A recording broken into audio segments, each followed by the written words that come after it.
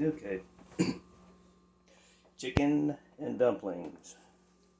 Well, actually, this is going to be more, instead of having chicken dumplings, where it's dumplings with a little bit of chicken in it, we're going to have a whole mess of chicken with a few little dumplings in it. So I'm going to have chicken with dumplings instead of chicken dumplings. Anyway, I'll get to that in just a minute. Real quick here, I'm going to pop this up on the Patreon, but I'm going to put it on the YouTube too. But anybody on the YouTube side, the Patreon channel has the same name. The benches number 3 instead of THREE, so it's the same name as this channel, Benches 3. And that's where we're able to put a lot of stuff up that we're not allowed to put on YouTube. Again, YouTube has even been pulling down my cooking videos. Any of you that's watching this on the YouTube channel, they've actually been pulling down a lot of my cooking recipes because of my other content. I originally started this channel for reloading, gunsmithing, woodworking, mechanical maintenance, metalworking, blacksmithing, and cooking. Nice little gambit there. But because I do the certain things that they don't like, they even pull my cooking videos off before they ever even get posted. So, just something to think about. But if you're watching this on YouTube and you haven't been to the Rumble channel yet, check it out. I'm just now getting it started. Got a lot of content to upload. It just takes me a long time to get it uploaded through the Wi-Fi system here. But there will be a lot more content and a lot of varied content, including everything we can't show on YouTube. So anyway,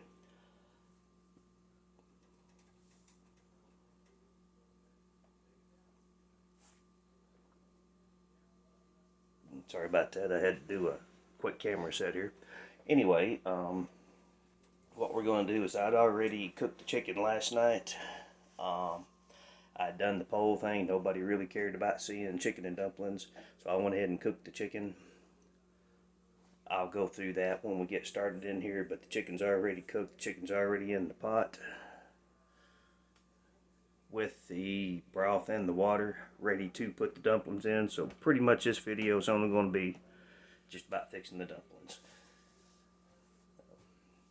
Forego the other YouTube political scission stuff right now, and we'll just get into how we're going to make the dumplings. And so there's, of course, 2 types of dumplings that most people put in chicken and dumplings. You have the flat dumplings, or what's called a slick dumpling. But now you can have flat slick dumplings and round slick dumplings, which we will get into that. And also, apologies, I'm going to have to upload this in 2 separate vids. We're going to have the cooking and the prep and all that, but because of time, I don't have edit anything like that on my cameras. So it generally takes minimum, and I will say a minimum of about 30 minutes to do a pot of dumplings. As far as cooking, it takes about 30 minutes to cook the dumplings to where they're edible.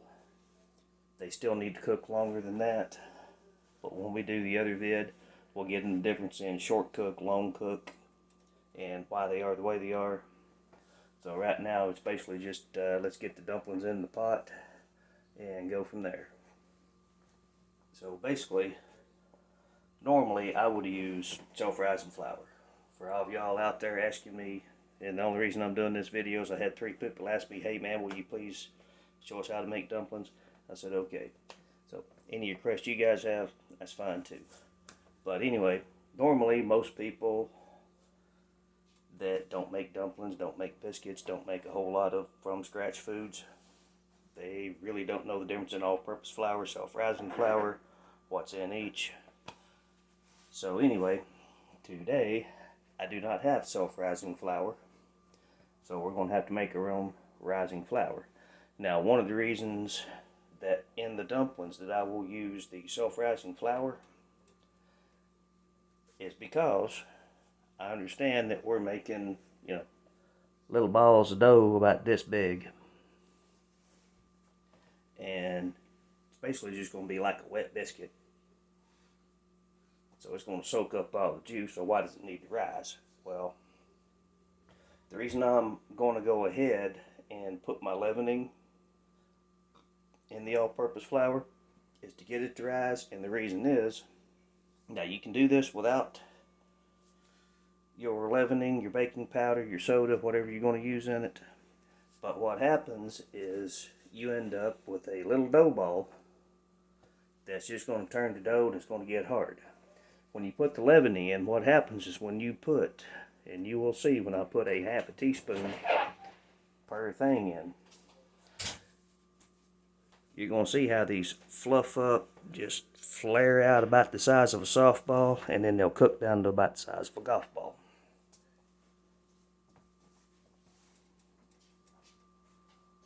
So the reason for putting the leavening in is it lets it rise. It also lets the liquid into the center, and that way, wait for the traffic to get through. And so that way you don't have just a hard dough ball. When it fluffs, when it expands, it's going to let the liquid seep into, and also since your liquid is going to be your chicken broth, your chicken flavoring, it's going to flavor the inside of the dumpling. So it will be just as flavorful inside as out, and therefore you don't have just a hard piece of dough in a pot of soup. So anyway, get started here. That's the reason we're going to do the leavening though, and get the dumplings to rise, and you will see when we get to that point. Now the ice maker kicks on.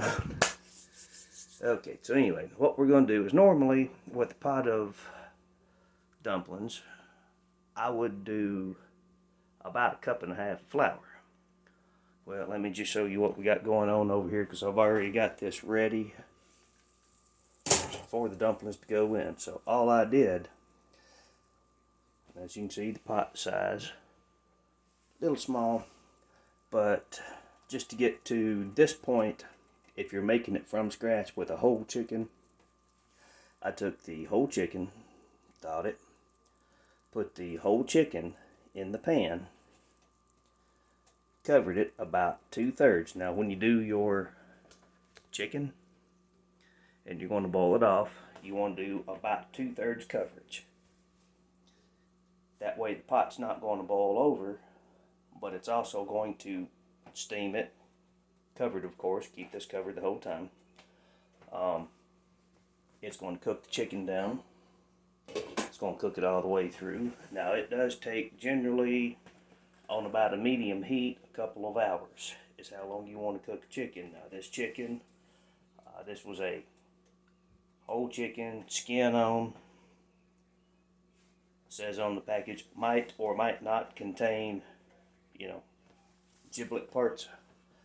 So whenever you take a whole chicken, make sure you look inside the cavity, because a lot of them, they will pack the giblets. In other words, the guts, they will leave the guts and everything in, or they will put the guts in packages. So make sure the inside of the chicken is clean. If you've got the giblets and everything, that's up to you. You want to put the giblets, the neck, any of the other internal parts, you can put it in when you cook the chicken. That will cook down. That's up to you. Basically all I did is I took this chicken, didn't have any parts inside. It was skin on, really fatty skin.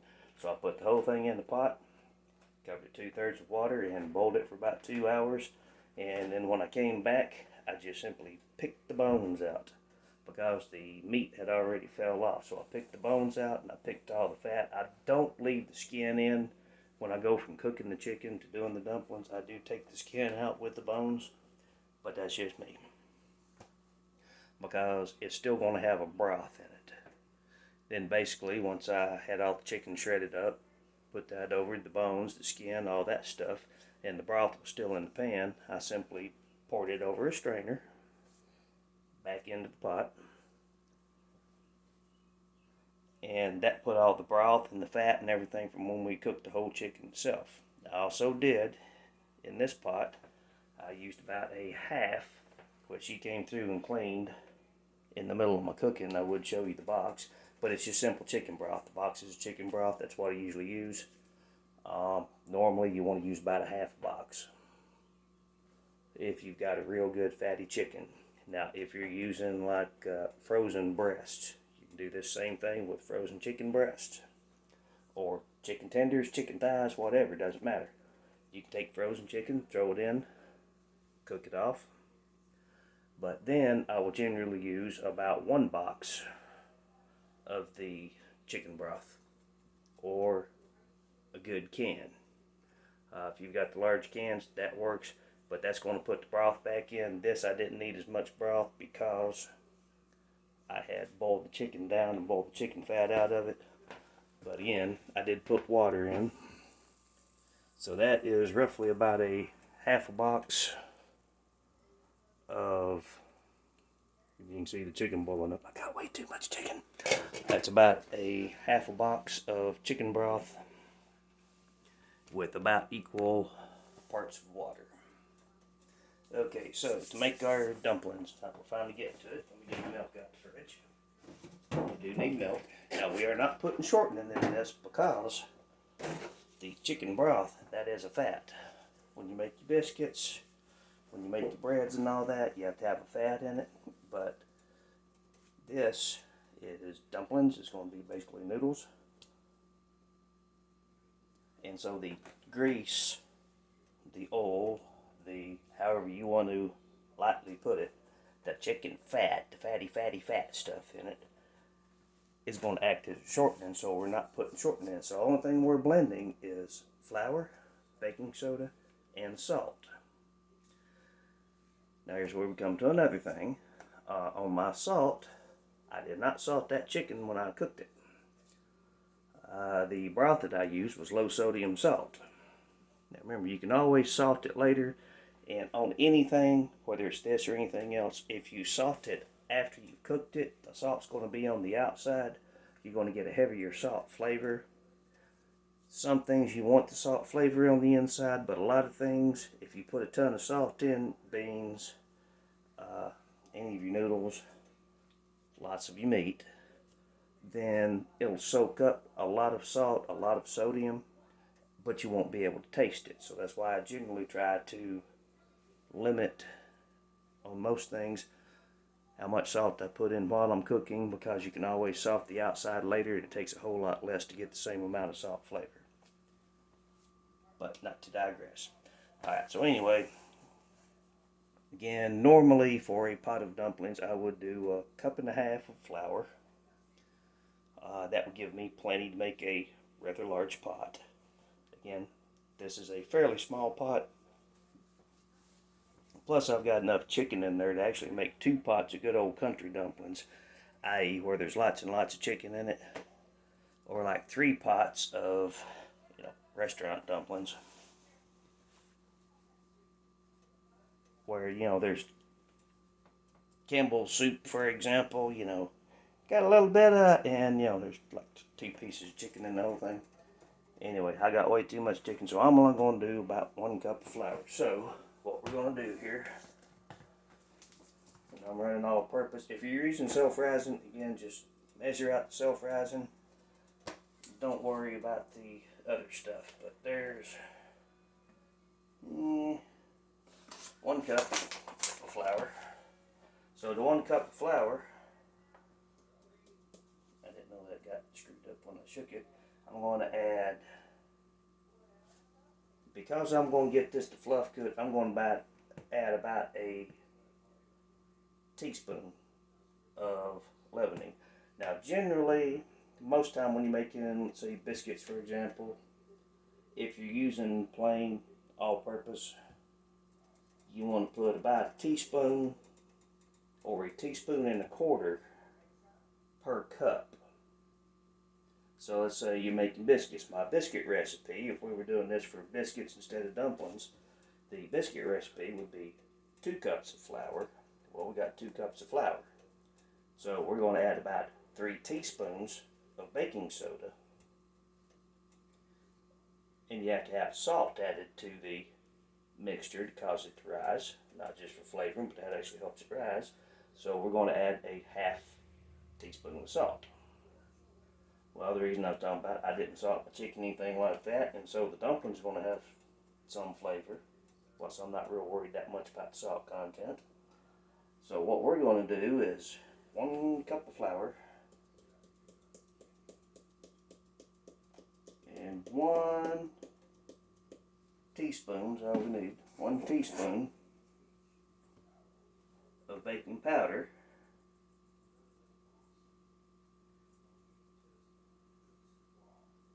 and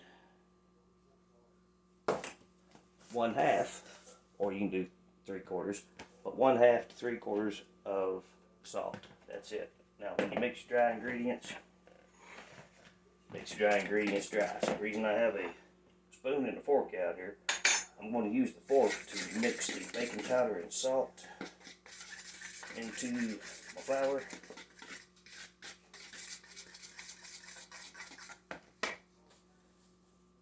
And I'm going to add just a little more flour to it. If I don't use it, it's cheap. I keep looking at my pot and I'm like, I know I got a lot of chicken in there, but anyway, oops.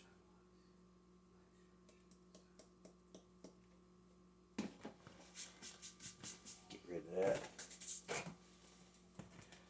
But, you know, if I don't use the mix, I mean, you're talking about a 1/4 cup of flour. It's not like you're doing a break for bank.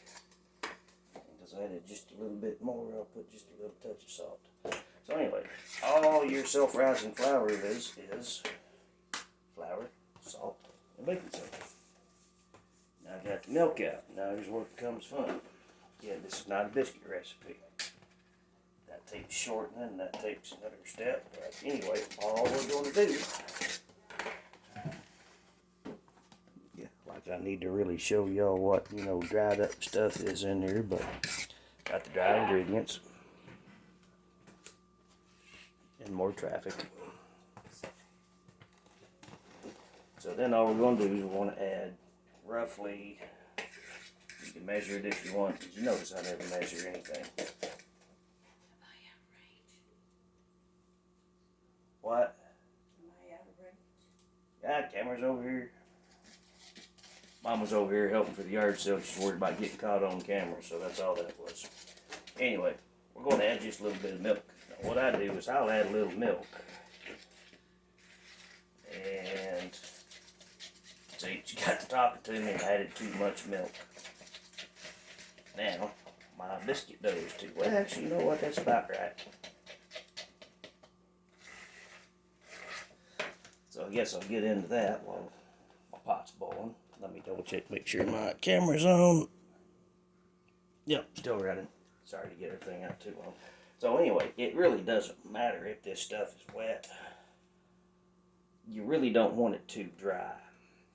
You don't want it like where you can just pick it up in dry form biscuits, because then it's going to be too dry and it's going to suck a lot of the water and everything out of that. Now, I'll show you here. This is where I got it to, unfortunately. But as you can, this is thicker than pancake batter,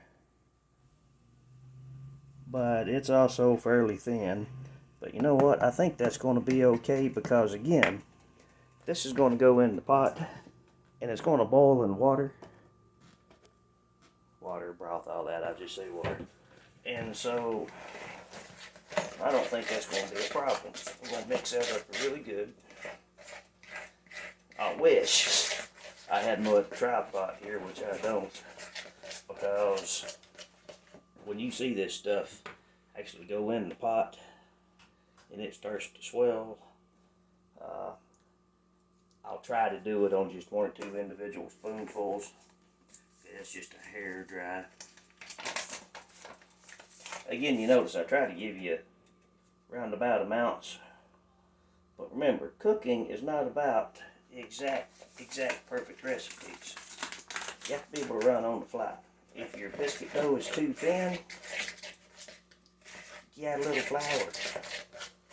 If it's like concrete, you add a little milk.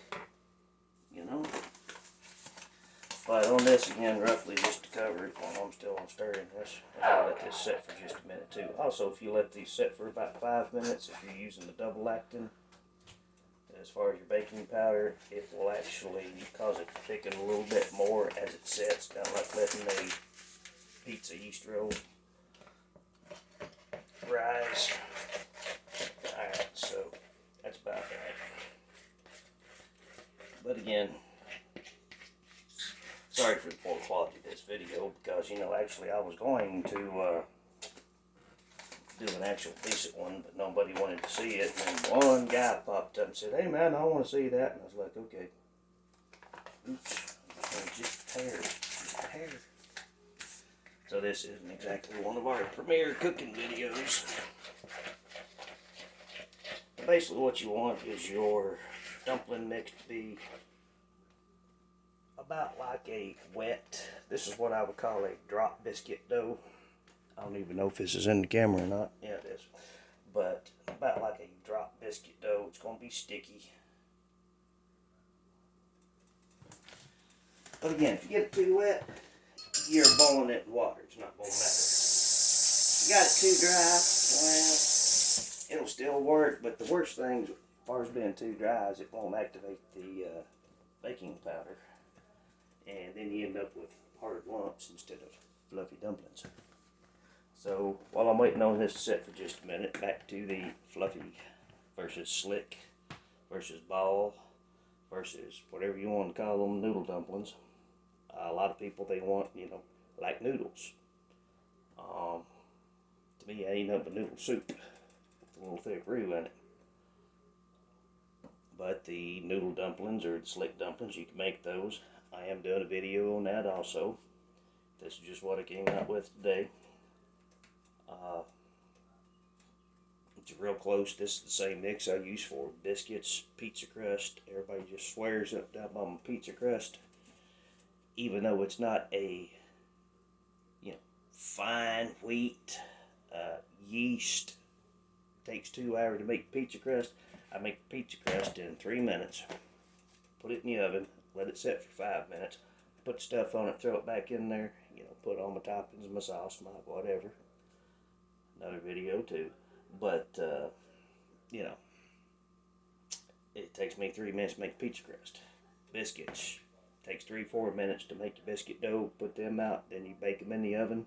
Takes about 15 minutes for a decent cat head biscuit. You know, it's all the same mix. It's all the same ingredients. It's all the same recipe. Okay, so I'm going to go ahead. Well, I guess I could probably try to get this on camera and I'll start dropping the first. Well, no, I can't because it's sticky. Wish I had somebody to hold my camera. I wish I had my other tripod. That's what I wish. Okay, so we've got our chicken, and make sure your water's at a rolling boil. Now, you don't want it at a high boil. I'm going to turn that down just a little. But you also don't want it on what's called a low rolling boil. Just a low boil. That's about what that is. Because when you go to drop your dumplings, they're not going to expand very much. See what I've got on here? Again, I need 2 hands to do this. One to hold the spoon and one to get it on the spoon and off, and that is a little thin, so I will go ahead and say, yeah, that's a little thin. But I don't want too awful much on my dumplings, and I'm going to put some more flour in that. But we'll put those in there just to let you see. I also got that down too far.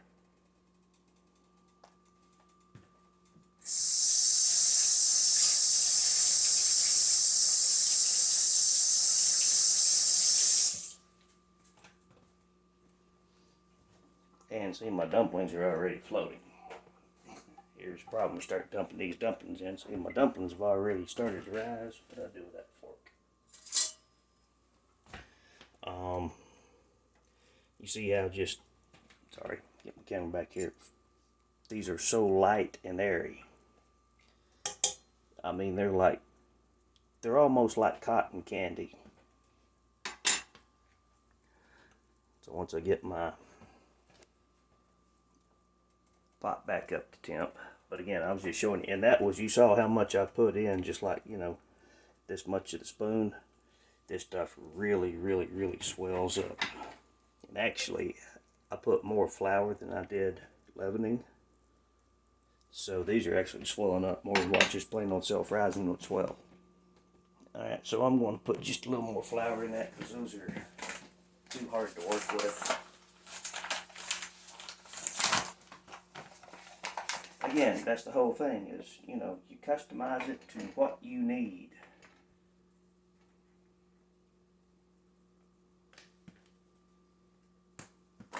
If you need a thicker dough, you make a thicker dough. If you need a thinner dough, you add a little milk to it. Oh yeah. Should have used a fork on it though. So now you can see this is more like a very, very, very wet biscuit dough and sticky. In front of the camera so I can't see, and I don't even have a clue what it's showing, but you know, not a bad dough. Again, this is just like drawn out way too long. Anyway, since I've got this, since you saw what happens when we put the dumplings in there, I'm just going to put a whole bunch more dumplings in there and get this pot going. But again, you see the size of the, this is actually a little bit too much. I also have my glasses on, I forgot, but make sure I don't drip on the floor, but that's pretty sticky. That's a teaspoon. Sorry about the camera effects here, but that's a teaspoon. So this is like half of a teaspoon. And that's actually probably bigger than what I should be making them, because these things are going to swell. I got my heat up now. Now what happens with the heat, the leavening, and these will sink to the bottom when you first put them in. They'll sink to the bottom, then they'll come back to the top. But what happens is the hot water, the heat, is what actually activates the leavening. And when you look at chicken and dumplings, and you know, it's like, well, those are like, you know, like white gravy. All that is, that's the flour, the dumplings going off on the outside. That's making the roux and thickening it. Like I said, you can make your dumplings. This is all personal preference. You can make them as big or as little as you want. I mean, you know, probably don't want to make them size of softballs or nothing. But you make them as big or little as you want. Remember what's going to happen. These are going to fluff. I know I'm being redundant, but I'm also bored sitting here, you know, mixing in the pot. They're going to fluff up. They're going to soak everything into the inside. And then they're going to shrink down and they're going to start compressing.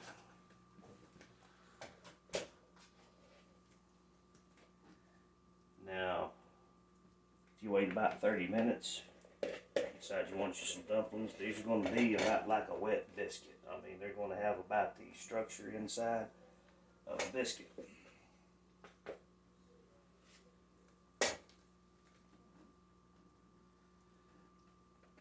Even if you leave them at that point, turn the stove off, put them in the fridge, they're still going to start shrinking. They're still going to start hardening. So it's not the fact how long you cook it, it's how long they sit, and they will actually suck in the liquid and become harder.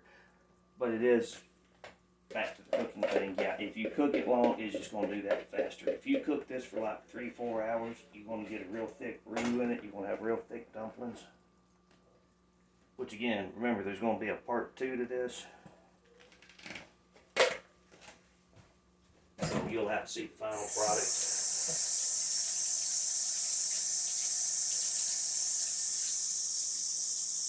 And my Jeep puts up and it's raining. I could actually fit a little more dumplings in there, but yeah, screw it. Ain't worried about it. So as you see how fluffy, just, I mean, they're like cotton. They're actually like cotton balls. So now what's going to happen is these dumplings, as they sit here and cook, they're going to firm up, and the longer they cook, trying to get my camera back in view mode here. They're basically going to shrink down. They're going to thicken the broth. They're going to thicken the whole pot. They're going to get stiffer. They're going to get harder, and they will be harder in the middle. So the longer you cook it, the harder they're going to be in the middle. But by doing it with the leavening, where as these fluff, by letting these fluff, instead of just putting straight dough in there, when they fluff, that opens up all the air pores, the holes and all that stuff, and that allows it to take in all the broth.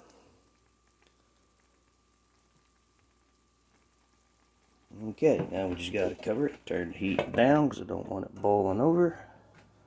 And we just let that sit there and cook. And then on the part 2, after I get the kitchen clean, again, sorry for the mess, we're doing a 5 family yard sale, not helping any. But we'll come back, take a look at that, and you can see how they've cooked, how the soup, I won't say broth, you're using the broth to flavor the gravy, I guess you would say, but we'll see how that comes out, and that'll be it for that. Okie dokie.